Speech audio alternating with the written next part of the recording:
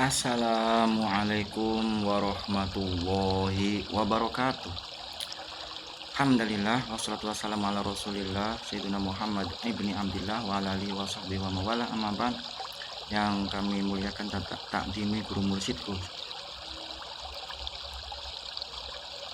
dan juga pada guru-guru pembimbingku dari semuanya ya, lahiriah batiniah, pun pula tidak ketinggalan kepada semua saudara-saudaraku, kawan, teman seperjuangan satu frekuensi, dan juga para pemirsa pecinta ilmu yang selalu mengikuti di channel Ahmad Zaki Sena ini dalam pembahasan ilmu tasawuf, jati diri, dan spiritual. Semoga kami berdoa, ya Allah, semoga kita semua mendapatkan rahmat-Mu ya Allah, ampunan-Mu ya Allah, sahabat Kangjeng Nabi Muhammad, diberikan kesehatan, agar dari kesehatan itu untuk beribadah kepada Engkau ya Allah, untuk selalu menjadi kebahagiaan untuk keluarga kita, menjadi seorang pemimpin untuk keluarga kita, pun pula kita diberikan taufik hidayahnya untuk bisa melakukan kebaikan, mengharap ridho-Mu ya Allah, amin ya rabbal alamin. Pada malam kali ini ya, yang dihiasi oleh hujan rintik-rintik, pada malam kali ini saya akan mengangkat suatu pembahasan kapan kiamat. Waduh, pembahasannya Kang Jaki mantep. Kapan kiamat?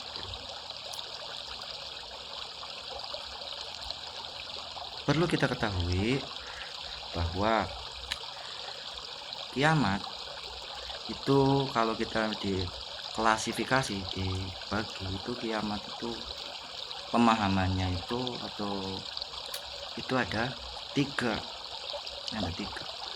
Satu, kiamat apa? Kiamat kubro, kiamat besar. Yang kedua, kiamat sugro. Yang ketiga adalah kiamat khawas. Kiamat khawas ya, kiamat khawas. Kita wajib mengimani kiamat karena kiamat itu adalah rukun iman yang ke-5 ya, 5 wajib mengimani kiamat. Oke, sebelum kami akan membahas tentang kiamat, itu kan sudah populer hadisnya itu, ada yang dari Abu Hurairah, ada yang dari Umar bin Khattab.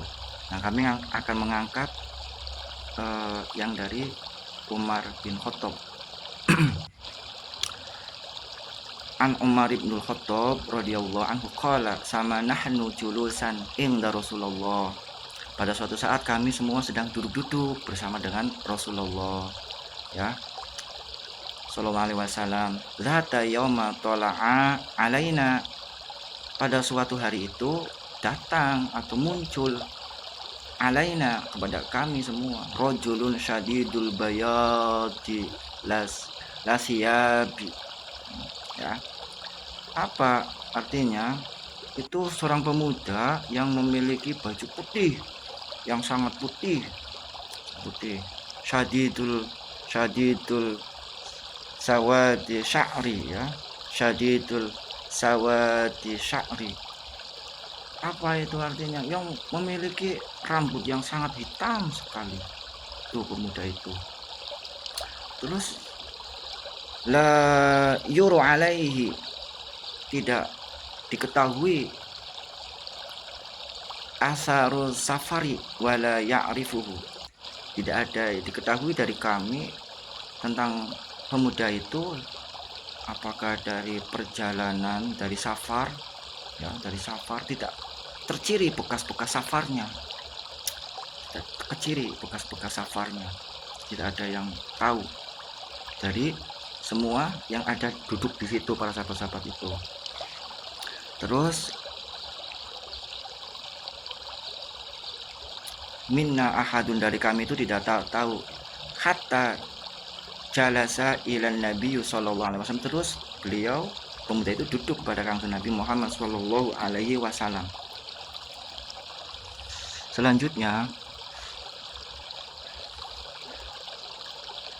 fa asnada rukbataihi ila rukbataihi.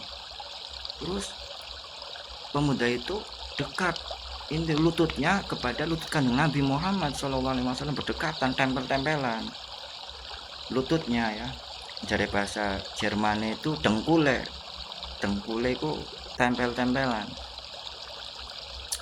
Wa wada'a kaffaihi ila fakhidaihi, dan juga tangannya pemuda itu ditempelkan kepada pahanya kanjeng Nabi Muhammad sallallahu alaihi wasallam. Wa qala ya Muhammad, dan berkata pemuda itu, ya Muhammad akhbirni, wahai Muhammad kabarkan kepada saya, ajarkan kepada saya anil Islam, apa itu Islam. Dijawab oleh Rasulullah, dijawab oleh Rasulullah, faqala Rasulullah sallallahu alaihi wasallam, al Islamu an tashhadu an la ilaha illallah wa anna Muhammadar Rasulullah wa tuqimus sholata wa tu'tiyaz zakata wa shauma ramadhana wa tahajjal baita anis tata'ta ilaihi sabila. Berkata ya Nabi Muhammad SAW dijawab, yaitu bahwa Islam itu adalah engkau menyaksikan, engkau bersyahadat, engkau bersaksi pada tidak ada Tuhan kecuali Allah ya, dan Nabi Muhammad adalah utusan Allah. Wa tuqimus shalah, kamu mengerjakan sholat, mendirikan sholat. Wa tu'tiyaz zakat, kamu menunaikan zakat. Wa tasuma Ramadan, kamu menjalankan puasa Ramadan ya, puasa Ramadan. Wa tahajjal bait, kamu menunaikan ibadah haji. Anis tata'a ilaihi sabila, bagi yang mampu dalam perjalanannya. Terus dijawab oleh pemuda itu, sodaktu, kami membenarkan. Sayyidina Umar yang ada di duduk-duduk di situ bingung, orang gimana, orang bertanya membetulkan sendiri. Terus pemuda tadi itu bertanya lagi, akhbirni anil iman, ajarkan atau kabarkan kepada saya apa itu iman. Dijawab oleh Rasulullah SAW, qala antu'minu billah wa malaikatihi wa kutubihi wa rusulihi wal yaumil akhiri wa tu'minu billah wa tu'min bil qadari khairihi wa syarrihi. Apa artinya? Kamu berimanlah kepada Allah dan juga kepada malaikat Allah, juga kepada kitab-kitabnya Allah, wa rusulihi, dan pada utusan-utusan Allah, wal yaumil akhiri, dan kamu beriman kepada hari akhir, hari kiamat. Wa tu'minu bil qadri khairihi wa syarrihi, dan kamu harus beriman kepada takdirnya Gusti Allah, qada dan qadarnya Allah, baik yang sifatnya baik ataupun yang buruk, baik yang menyenangkan ataupun yang sifatnya musibah, tidak menyenangkan. Terus dijawablah sama pemuda itu, sodaktu, aku membenarkan. Duh, Sayyidina Umar malah tambah agak bingung lagi. Terus berkata lagi pemuda itu, akhbirni anil ihsan, kabarkan, ajarkan kepada saya tentang ihsan. Qala Nabi, berkata Nabi, anta budallaha ka'annaka tarahu fa illam takun tarahu fa innahu yaraka. Ya, anta budallaha ka'annaka tarahu, beribadahlah kamu seakan-akan kamu itu melihat Allah. Bahasan seakan-akan karena penuh dengan keyakinan. Bahasanya itu dalam hati, tidak bisa diibaratkan dengan mata dohir, makanya mata batin. Kalau mata batin itu bukan seakan-akan, udah yakin, hakul yakin Allah. Sebagaimana Sayyidina Ali itu, saya tidak akan menyembah kepada Allah yang tidak saya pandang, tidak saya lihat. Saya tahu, saya lihat. Itu Sayyidina Ali. Jadi anta budallaha ka'annaka tarahu fa illam takun tarahu fa innahu yaraka. Apabila kamu tidak bisa melihat Allah, yakinkan bahwa Allah melihatmu. Begitu. Itu namanya bab ihsan. Ilmunya ilmu tasawuf untuk membersihkan penyakit-penyakit hati, sehingga hatinya itu bersih, bisa melihat Allah dengan yakin. Terus dijawab lagi oleh pemuda itu, ya apa jawabannya? Sodaktu, kami membenarkan. Sayyidina Umar nambah bingung. Terus tanya lagi, akhbirni anisa'ah, kabarkan kepada saya apa itu kiamat. Mata sa'ah, terus kapan kiamat? anisa'a mata sa'a, kapan kiamat. Ini pembahasannya ini, maksudnya pembahasan ini saya melalui dalil hadis yang pertama-tama dulu dari bab iman, Islam, ihsan dulu. Karena hadis kapan kiamat itu adanya di hadis ini. Ya, selain juga ada pula ya, ciri-ciri yang lainnya itu daripada alamat-alamatul kiamatul kubro, kiamat-kiamat besar. Terus tanya lagi oleh pemuda itu, akhbirni mata sa'ah, kapan kiamat? Jawab oleh Rasulullah, al-mas'ulu anha bi'a'lama minasail. Dari yang ditanya tidak lebih tahu, ya, dari yang ditanyakan Nabi Muhammad ditanya tidak lebih tahu dari yang bertanya. Jadi Nabi Muhammad itu pada saat itu menjelaskan tidak bisa menjawab, tapi bukan berarti tidak tahu, tapi dirahasiakan oleh Allah, nggak boleh. Nah, selanjutnya terus pemuda tersebut itu bertanya lagi, fa'akhbirni an amarotiha, kabarkan kepada saya alamat-alamatnya, ciri-cirinya, ciri-ciri kiamat tuh apa saja, tanda-tandanya, seperti itu. Qala Rasulullah, antalidal amatu rabbataha, yaitu apabila majikan melahirkan tuannya. Itu bahasanya bahasa kiasan ya, majikan melahirkan tuannya. Atau banyak sekali orang yang durhaka kepada orang tua, itu secara arti kandungannya itu. Banyak sekali anak-anak yang durhaka kepada orang tua. Contohnya apa? Orang tua disuruh sampai ya capek seperti pembantu, ya Allah, auzubillah min dzalik, berkatanya kasar ya. Itu ciri-ciri daripada kiamat. Tapi berarti maksud di sini ciri-ciri kiamat sugro, kiamat yang kecil menuju kiamat yang besar ya. Bukan kiamat sugro pembahasan saya. Tadi kan saya ada pembahasan kiamat kubro, kiamat sugro, dan kiamat khawas. Jadi ini ciri-ciri kiamat yang menuju ke kiamat, alamat-alamat kiamat kubro. Terus apalagi wa antarol khufatal muratal alata ri'a asya'in yatatawaluna fil bunyan, yaitu kamu melihat ada seorang penggembala yang tidak beralas kaki, terus ada orang yang bertelanjang baju, orang fakir, orang miskin, dan penggembala itu banyak sekali yang berlomba-lomba mendirikan bangunan-bangunan yang mewah yang sangat tinggi. Sudah terjadi itu di Jazirah Arab ya, di wilayah Arab, di kota Madinah, Mekah, di kota Jazirah Arab itu, karena saking tanahnya banyak mengandung minyak, jadi banyak sekali orang yang langsung bisa menjadi orang kaya, punya perusahaan kurma, punya perusahaan apalagi minyak tanah, sumber-sumber energi, sehingga bernilai mata uang yang banyak. Nah, yang dimaksud dalam pembahasan kali ini, saya akan membahas tentang tadi kiamat kubro. Kiamat kubro itu adalah maksudnya kiamat besar, kiamat seluruh semesta alam yang hancur pada saat itu, pada suatu ketika. Kalau kita melihat anak film ya, ada film kiamat, kok wilayah satu hancur, wilayah yang lain kok bisa tidak hancur. Itu kalau di film ya, bisa selamat itunya, aktornya atau lakonnya. Kalau di sini tuh seluruh alam semesta hancur, itu namanya kiamat kubro. Nah, kiamat sugro itu adalah kiamat kecil, contohnya gempa bumi, contohnya kecelakaan yang menimbulkan korban, contohnya matinya seseorang ya. Kalau kita mendengar innalillahi wa inna ilaihi raji'un, telah meninggal, berita duka, telah meninggal si fulan bin si fulan di tempat-tempat pengumuman ya, ada musola, ada masjid, itu ini namanya kiamat sugro, kiamat pada seseorang yang mengalaminya. Nah, sekarang yang akan saya bahas itu adalah kiamat khawas gitu.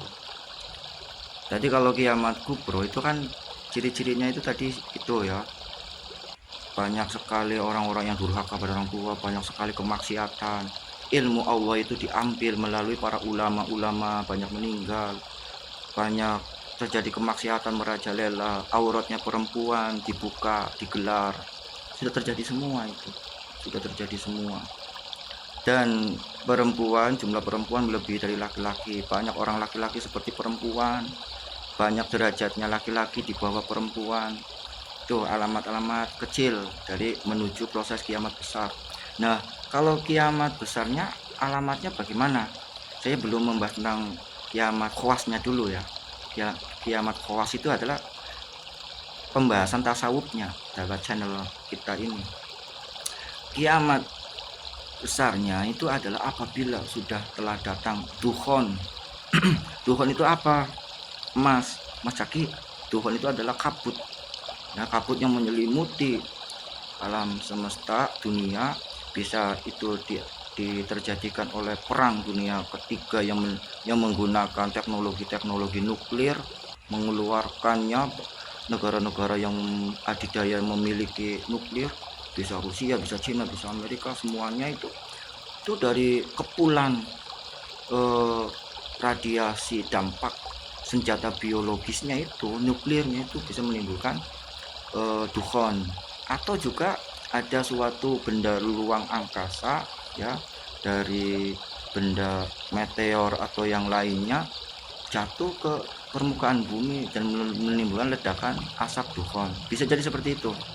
Itu tafsiran daripada dukhon ya.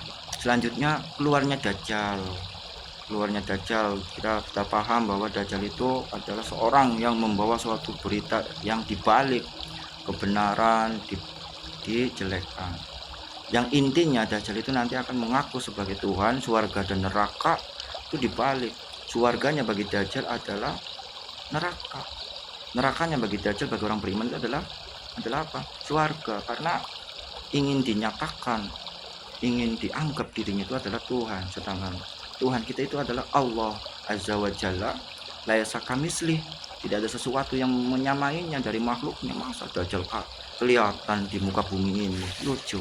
Selanjutnya Imam Mahdi turun. Imam Mahdi dibantu oleh turunnya Nabi Isa, untuk membantu perjuangan Imam Mahdi untuk mengalahkan Dajjal. Dajjal akan terbunuh oleh Nabi Isa ya, di Babulut, di Damaskus. Lanjut turun Ya'juj dan Ma'juj, nanti akan dibantu oleh Nabi Isa, doanya Nabi Isa untuk naik ke Bukit Tur Sinai ya, itu akan mendapatkan doa sehingga Allah menurunkan ulat ya, untuk membunuh Ya'juj dan Ma'juj. Ini semuanya pada mati semua Ya'juj dan Ma'jujnya, karena kelompok Ya'juj Ma'juj sangat banyak sekali, nggak bisa dilawan oleh umat manusia, oleh orang yang beriman. Tidak bisa, hanya dengan kuasa Allah menurunkan ulat untuk membunuh Ya'juj dan Ma'juj. Ya'juj dan Ma'juj itu pada mati semua, bangkainya itu nggak enak baunya. Allah menurunkan burung yang segede onta untuk diangkat semua, dibuang mana ya, bisa di laut apa di mana, buang. Setelah itu Allah menurunkan hujan.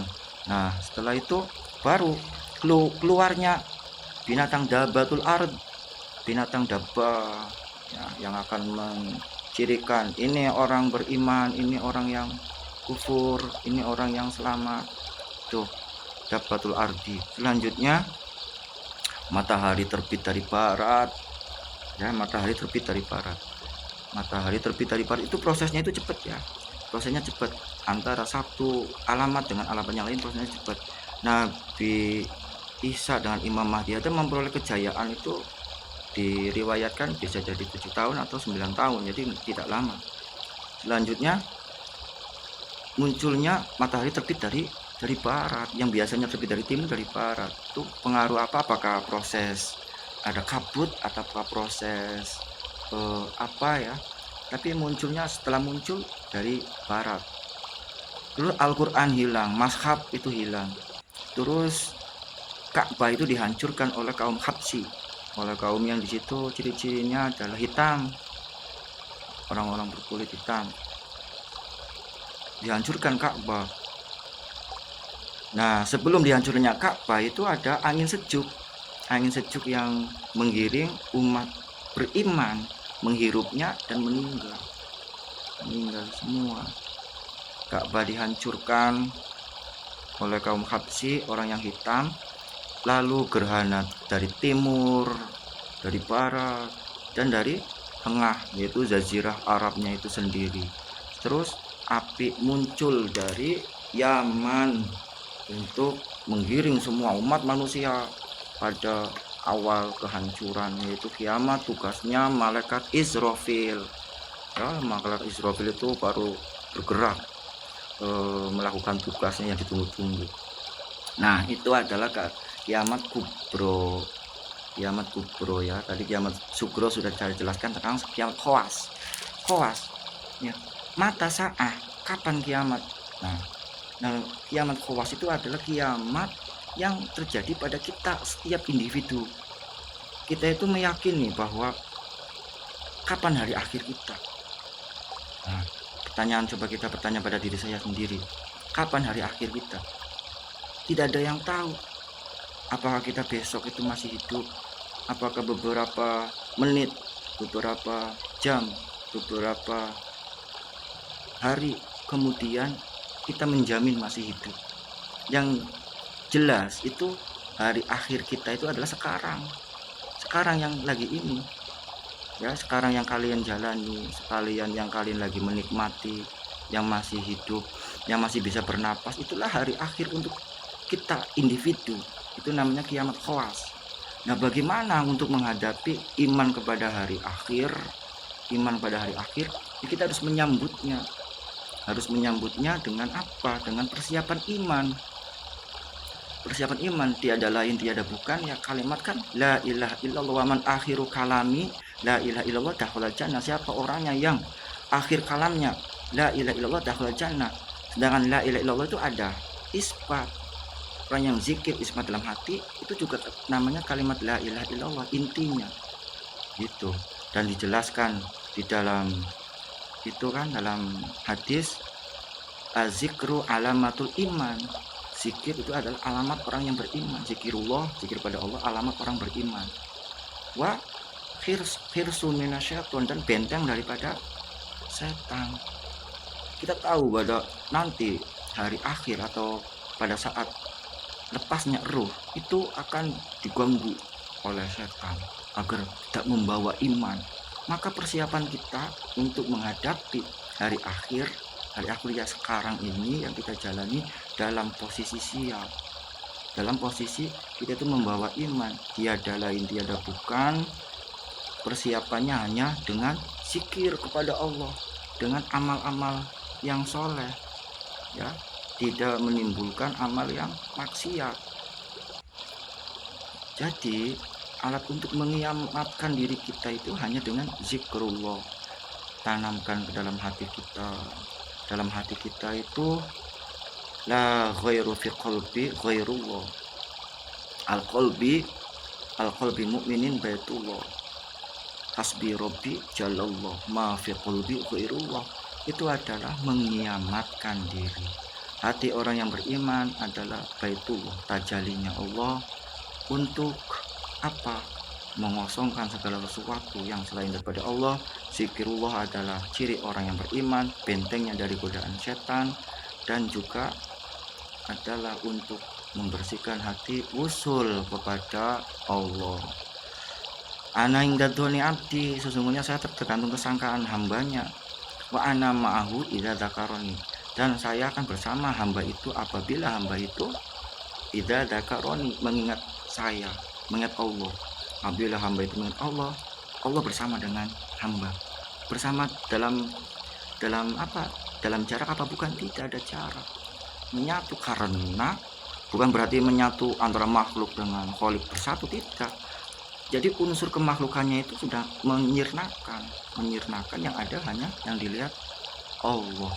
Semuanya yang dilihat adalah Allah. Itu adalah pemahaman dari syuhud atau wahdatul wujud. Itu bukan berarti bersatunya makhluk pada Allah. Nggak mungkin makhluk pada Allah itu bersatu. Tapi kesadaran dari makhluk itu melepaskan kemaklukannya agar yang hanya dilihat hanya Allah. Semuanya hanya Allah.